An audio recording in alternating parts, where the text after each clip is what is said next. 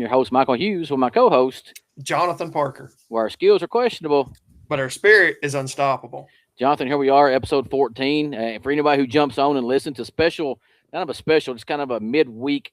We've not done one for a couple Sundays just because of holidays and other things that have come up. So a special um, midweek episode here. We always want to we want to start by thanking our sponsors. We got to thank Kobe McKinney, who is our title sponsor with Underwood Realty. So any of your real estate needs, go see Kobe over there in Gornsville. Go by and see Holly at hashtag Hollies and be the gift for all your Christmas needs and Christmas gifts. We've got a lot of good things in there in her new building, and I know they're excited about that. And so go by and see her for all of your Christmas gifts. So for any of your custom apparel, custom school stuff, school supplies, or whatever, we got to thank Infinity Promotions for doing our backdrop and our tablecloths. We appreciate Steven, everything he's done for our program to help us get our apparel going. And Anthony Hackett with Farm Bureau Insurance. If you any insurance needs, go by and see uh, Big A, as I like to call him, Anthony, for any of your insurance purposes that you may be needing. And, JP, well, here we are. We're in episode 14 of the Dugout Dads. We've got a few things to touch on. It'll be a fairly quick show this afternoon, but we got a few things to touch on. And first off, we want to start up with the TWS chips, right? So we're sitting here and we go through, everything's done. We had some pretty good, well, I say pretty good competition. The Friday evening games were good competition, I feel like. Every other game was kind of a blowout. Well, and you look at it, there was like one game a night that was relatively competitive, and really none of the rest of them, really were. You start out Thursday with of course, the private schools, and then you had, you start out with the 2A championship where BGA pretty much blows out FRA 61-27. Of course, in the 3 o'clock game, you had the Division Two A championship, which was Nashville Christian blowing out USJ, which is University School of Jackson, 59-7. Of course, Nashville Christian has some have him as the number one, some spots have him the number 3 rated quarterback in the nation. Jared Curtis, who all points was going to Georgia, and then at the last minute flips and a kind of a surprising move, commits to Vanderbilt, their highest recruit ever. And then, of course, in the 3A, the night game on Thursday, you had a really good game between Baylor and Brentwood Academy, which was kind of a rain was a factor in that game, but you had Baylor coming out with a 28-24 victory there. Let's talk about those 3 matchups. Of course, you got the Curtis kid, very impressive. Give me your thoughts on that. Yeah, I thought he come out and he kind of, you always look at, because we don't see a lot of these, right? We see their highlights and their stats and stuff like that, but to see him play, he really was good. He really was a good player. He was kind of, I always like to say, heads above everybody else on the field, and you can see his first half stats were just amazing, and then in the second half, now a few things that I'm an old school guy, so you look at it, and Jonathan, we talked about this a little bit too, is you're up 50 points and you're still throwing the ball in the fourth quarter. Now, was it to pad his stats? Probably so, but at the end of the day, he was worlds above everybody, in my opinion. Yeah, and he's probably going to be. Of course, I know he won Mr. Football this week. It's probably going to be the probably the Tennessee State Player of the Year. When it's all said and done, just great season. Of course, that was the private schools. You flip over to Friday. You start out with the 3A championship. I kind of felt like the Simpson kid was trying to be. Was him and Curtis was in a competition to see who could throw for the most yards. Yes. And I think he threw for 500 yards in the first half, which was just incredible. They go out and beat Gatlinburg Pittman 62-21. The kid's just a sophomore. He's got 2 more years. Pretty impressive for a sophomore to be putting up the numbers that he's putting up. The 1A championship, another familiar. South Pittsburgh, they don't have a lull. They just reload each and every year. Yeah. They go out and beat McKenzie 42-21. And of course, in the night matchup on Friday, you had the 5A championship in a really, probably, in my opinion, the best game of the week. Oh, hands down. It was Page getting their first. They'd been there a couple of times and finally got over the hump and beat Sevier County 21-14. 4 straight trips they have made. They've been the runner up 4 straight times for Page, and then finally gets over the hump. But Sevier County had another chance to go down and tie the game there at the end to even go into overtime with it. But Page kind of holds him out of the end zone there. But yeah, that was probably for me as well. Out of the 3 days, that's probably the best game that I saw that I got to watch was Page at Sevier County. But you go back to Graham Simpson at Westview, and Gatlinburg Pittman kind of rolls through their region and all their playoffs, without even really competition much, and get to Westview, and Graham Simpson as a sophomore just looks like Jared Curtis as a senior. Yeah.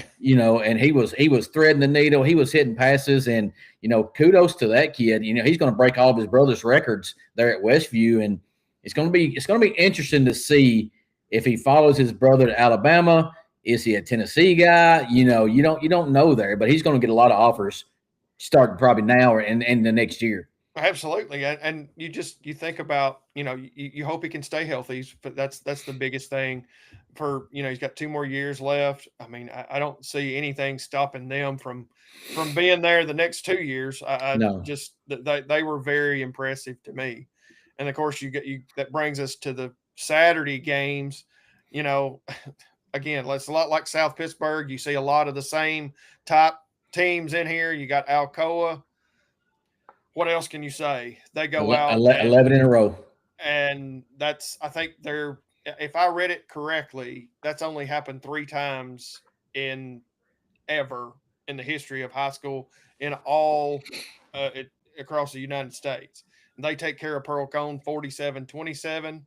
Of course, our team at Smith County and Gornsville, they played against the 2A championship, and of course Gornsville got beat by Marion County, and I kind of felt like that west region of that was probably the stronger. Whoever came out of the west was probably going to win.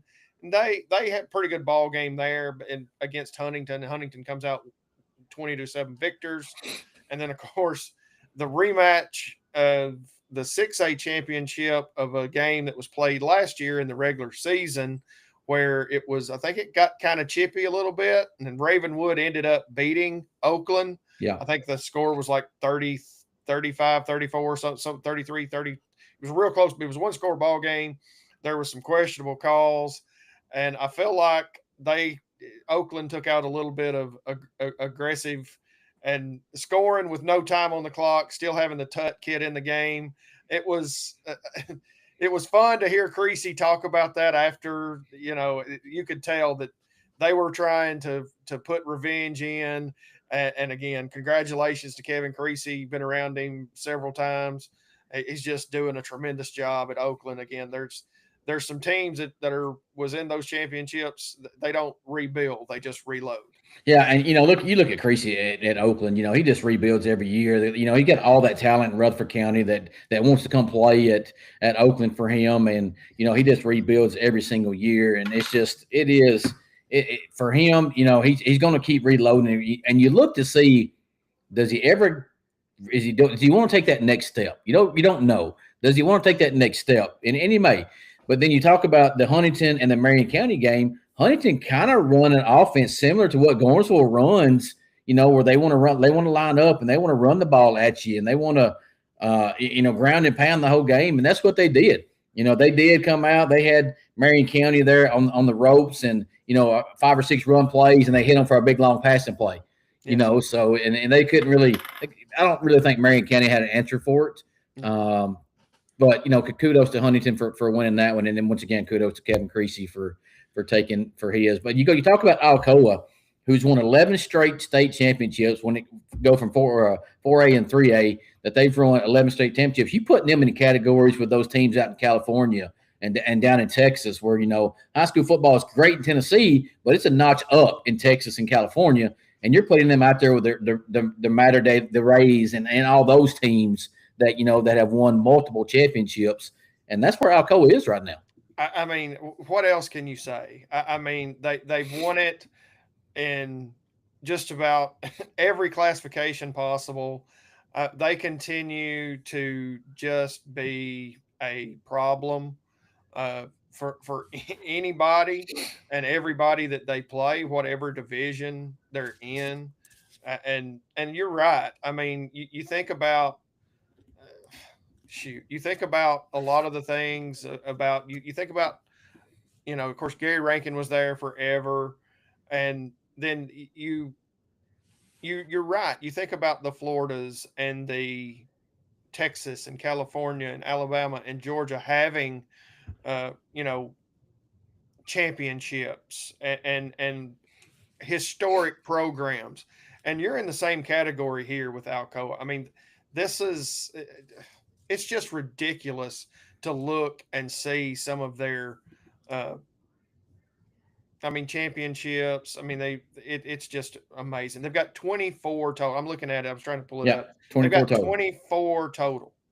That's just amazing. And you look from 2000 until 2025, that's a lot of their championships. I mean, they don't have a championship, from 1989 until 2000, and then from Yeah. 2000, it's just been nonstop. And you think about it, you look at it, and you like Gary Rankin's there, and he wins all these state championships, and he leaves and goes to where did Boyd he go? Buchanan. Boyd Buchanan. He lives there and goes to Boyd Buchanan, and they still keep reloading and winning these championships. Well, once again, with those guys, open zoning, can go any school you want to down around that area, and they just want to come in and play at Alcoa. And I was fortunate that I took my little travel football team up 2 weekends ago, and we got to play at Alcoa Stadium. Very nice stadium, very nice facility. Now, my wife will tell you that, for a team that's won, 24 state championships, you got 3 stalls for the women's bathroom, that they would fix that a little bit more. But great facility there on campus. It was awesome. It's down in a little hole. If you've never been there, it's all turf, great facility, great jumbotron. The whole atmosphere was great. But Jonathan, once again, we started this back in July, into July, 1st of August, and here we are. We're done with high school football. High school football is over with, right? They gave out the Mr. Football Awards yesterday. Everything is now complete when it comes to high school football, which transitions us now into high school basketball.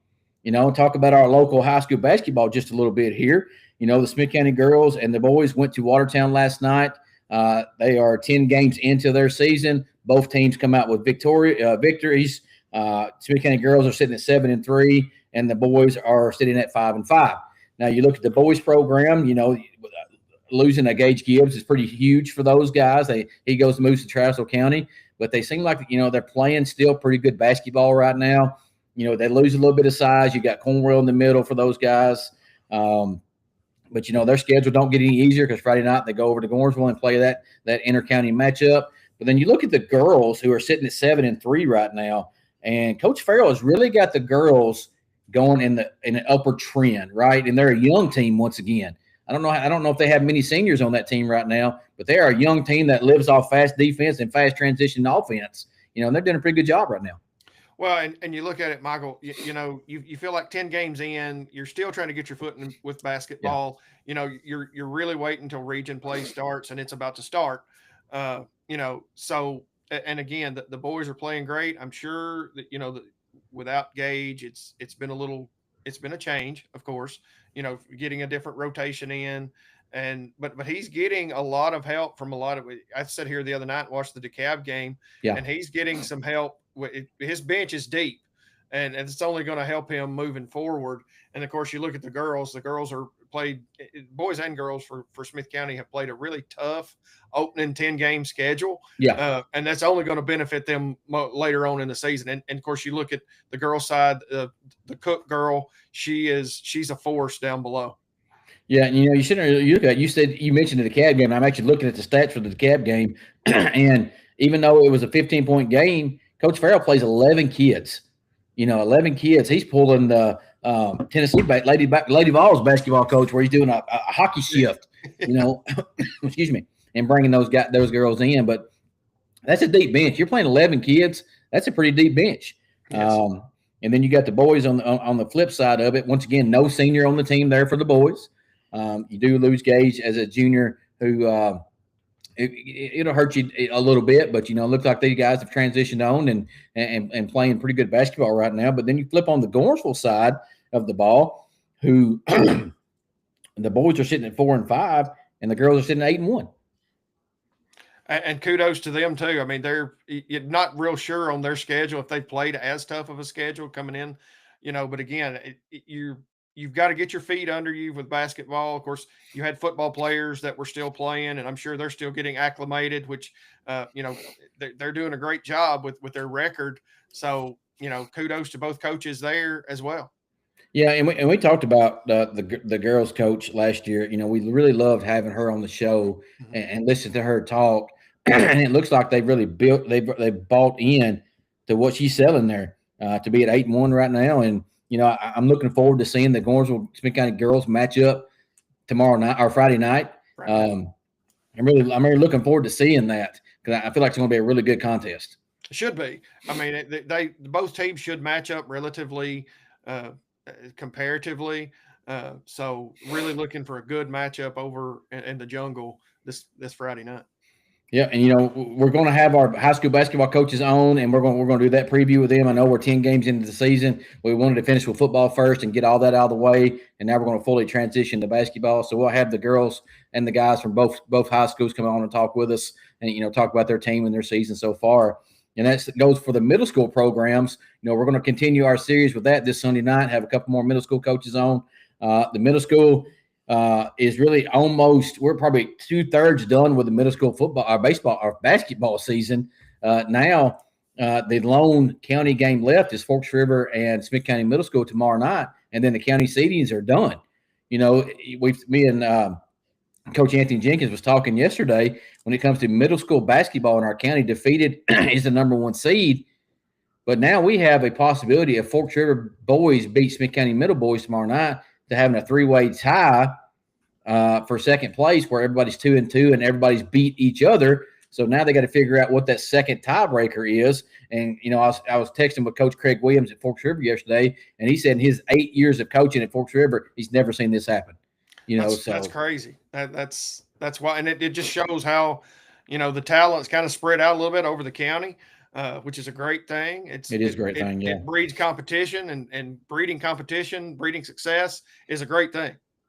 It is, and that's what you want, right? You want, Defeated's been been the upper echelon of middle school basketball for the last 3 or 4 years, and it's good to see. And I brag on our team, our boys team, just a little bit. It's good to see those guys compete, and and be in one of those top spots with the Defeated and the Forks Rivers and the Gornsvilles of middle school basketball.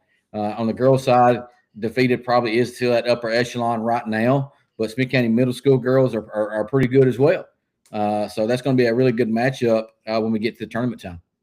Well, and it's just crazy to think how quickly this fall has gone. Of course, I was talking with my son Maddox the other day. Of course, this is his freshman year, and we just can't get over how quickly.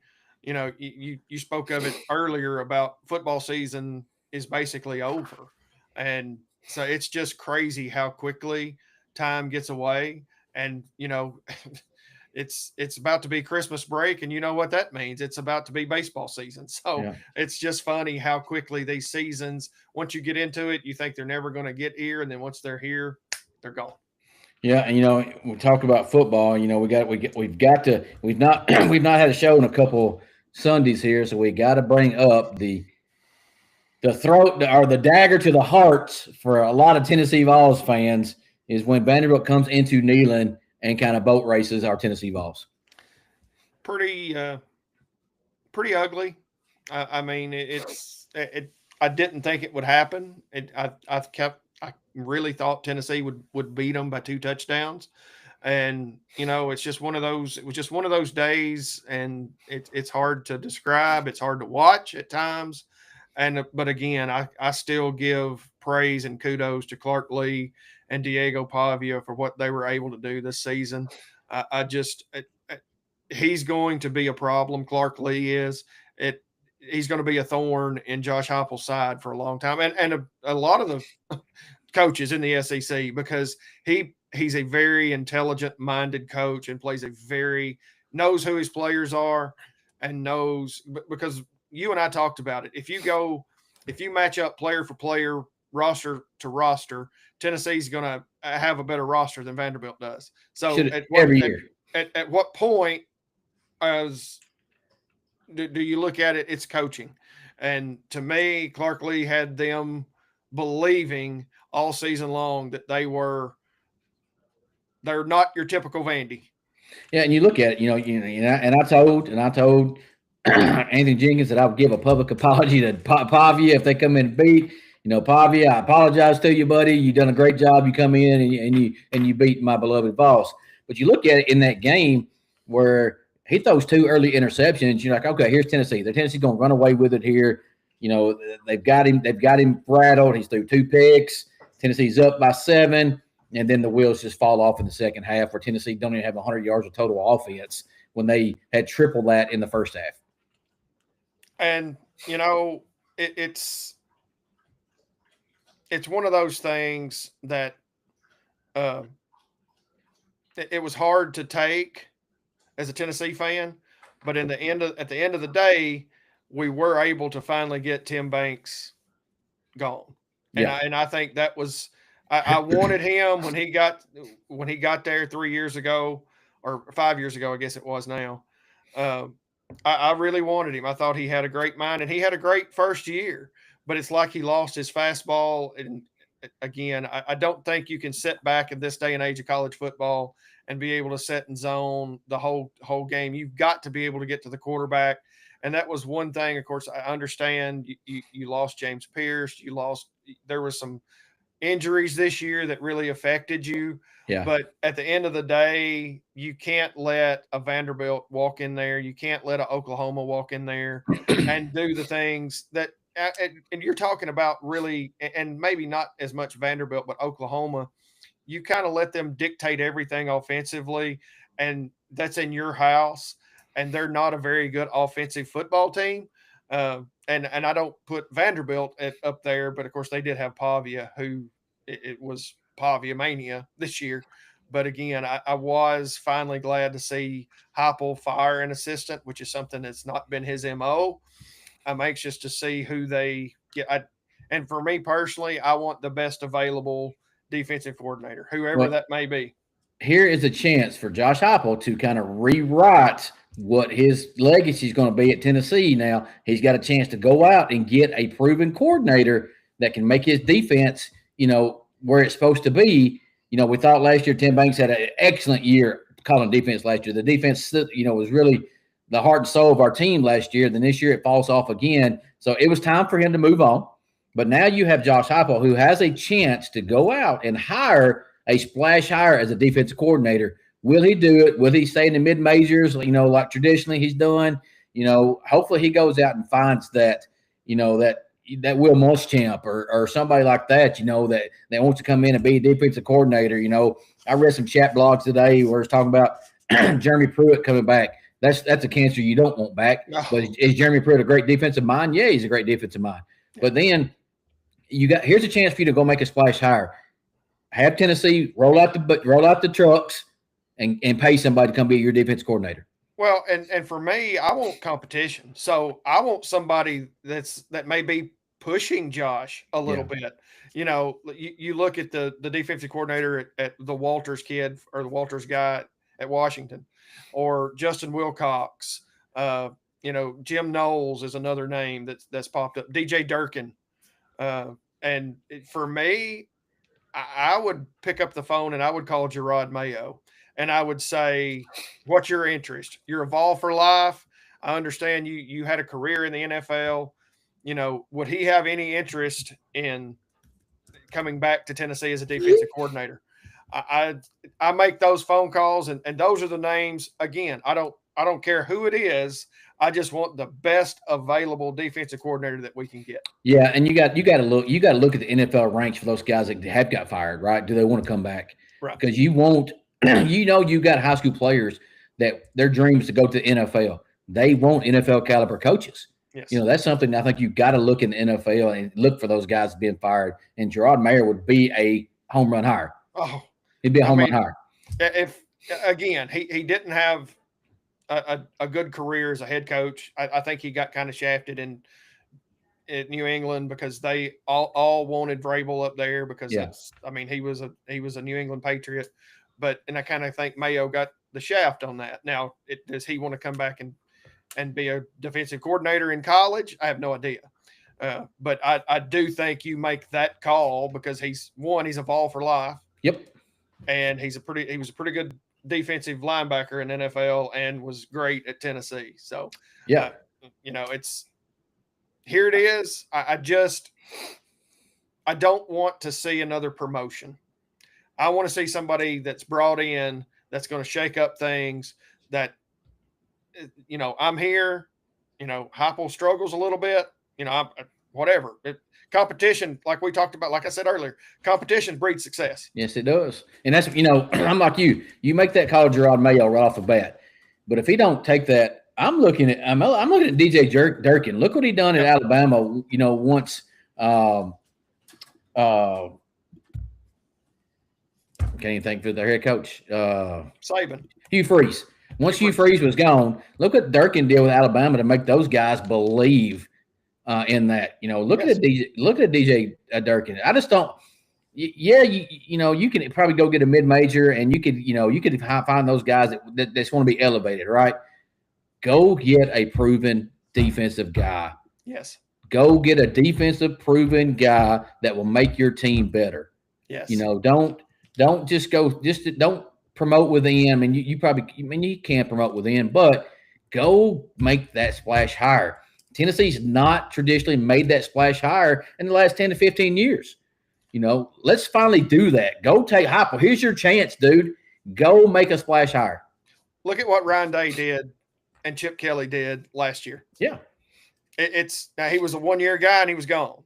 1 year, won a national championship though. But there's a pedigree that when you get great coaches is going to get the best out of players. Agreed. And again, in this day and age of college football, you got to back up the Brinks truck. It is what it is in this day and age. And you got to put forth the money that it requires to get great assistants in with your coaching staff. Yeah, and hopefully do that as Tennessee, kind of falls to 8-4 on the season, gets the Music City Bowl bid, which I know a lot of people's not excited about. I'm excited about it. It's right down the road. I can go down there. I can watch it. It's in Nashville, a 45-minute drive from here. So, I'm excited about it. Are Tennessee Vols fans excited about it? No. But we'd be remiss if we don't talk about the one college football thing that's really threw the landscape into a whirlwind is Notre Dame opting out of a bowl bid because they didn't make the college football playoff. But then it comes out a couple of days later that next year, no matter what they do, if they're in the top 12, they get an automatic bid into the college football playoff, no matter what. To me, that's you're going to open up a can of worms right there where everybody's going to want that in their contract. Look, if we're in the top 12, no matter if we win, lose the conference championship, no matter what, we're in. And Notre Dame's kind of done that. Even, I don't even if you're 8. This is just out of the blue here and say Notre Dame goes 9-3, right? 9-3. They're in the top 12 because they lost to 3 top 10 teams, right?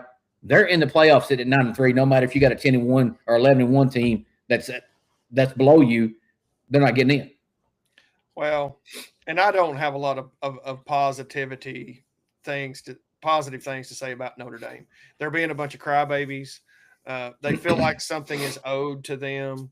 And let's be honest, play in a conference, join the ACC, join the Big Ten, join the SEC, play a schedule that's competitive. Yeah. And let's go.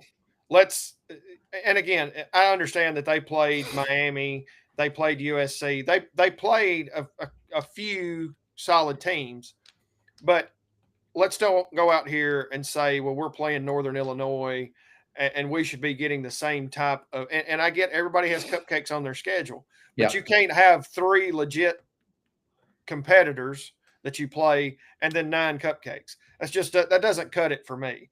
And let's be honest, if they played in the Big Ten, in the SEC, if they play those 8-9 game conference schedules that the 9-game conference schedule, which I think is dumb, but they're not going to be the Notre Dame that everybody thinks they are. Now, did they start playing better toward the end of the season? Absolutely. But it's an overall look. And again, I'm glad the committee left them out. I'm not an Alabama fan by any stretch of the imagination. Do not like them. But I'm glad they put Alabama in over Notre Dame, Me too. even though they had 3 losses.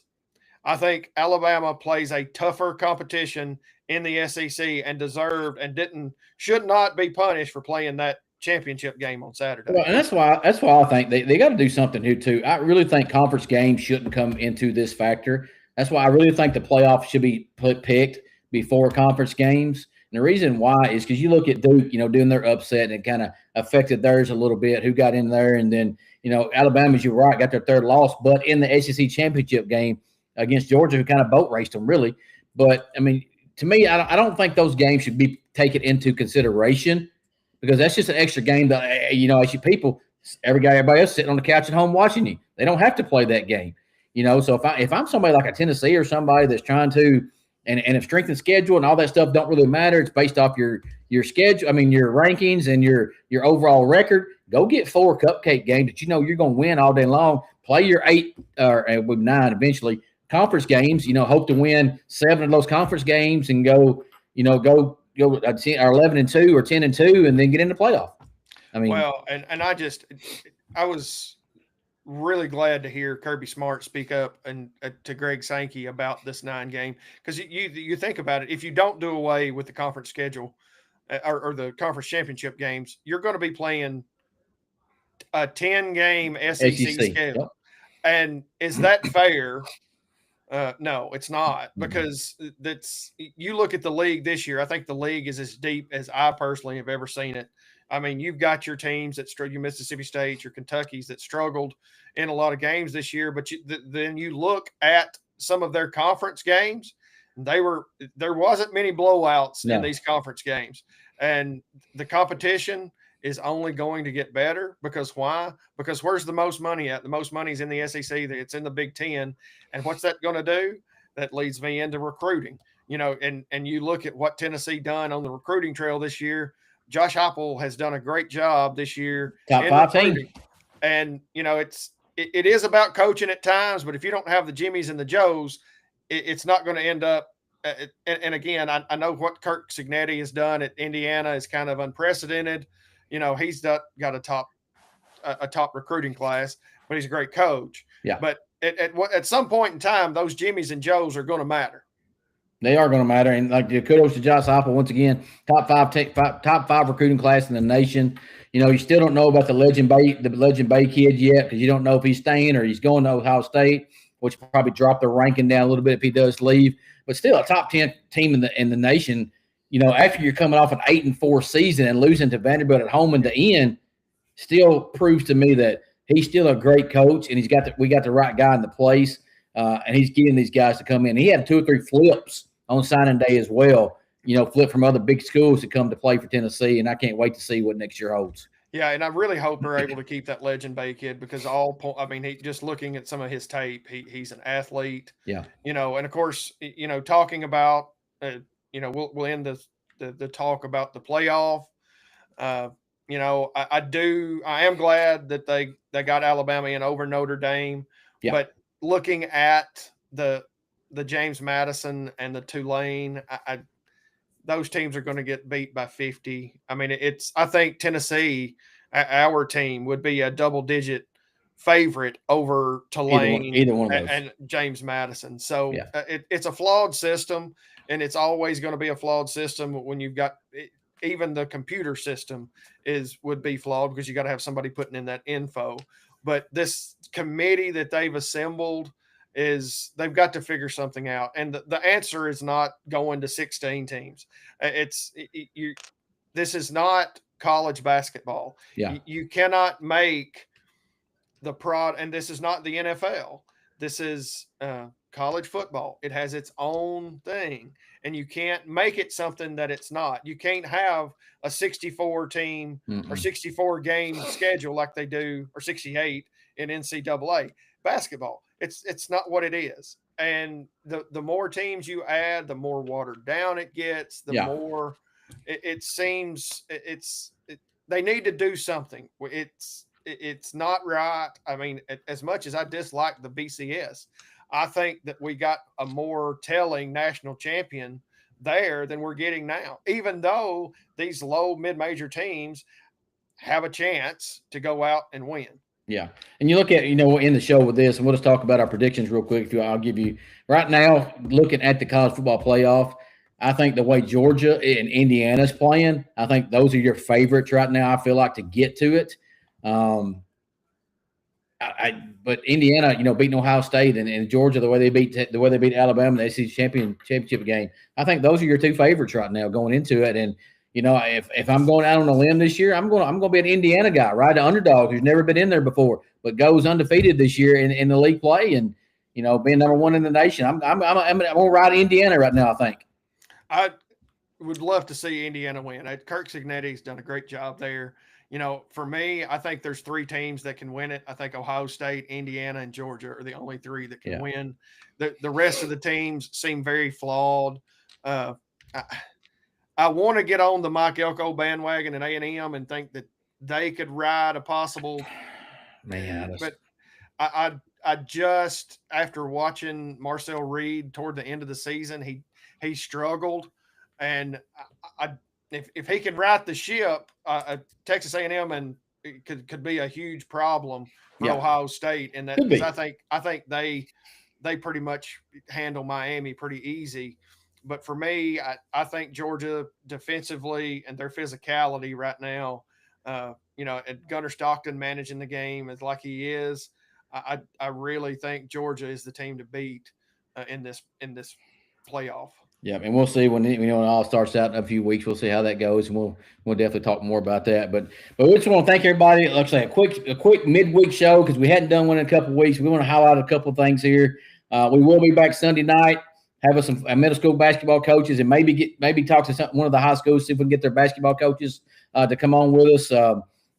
But we are episode 14. Like I said, high school football is over with. We're transitioning now into high school basketball. We'll talk more college football and more college basketball this Sunday on our program, and stay tuned for that. And so far, the Dugout Dads, our skills are questionable, but our spirit is unstoppable. Until next time.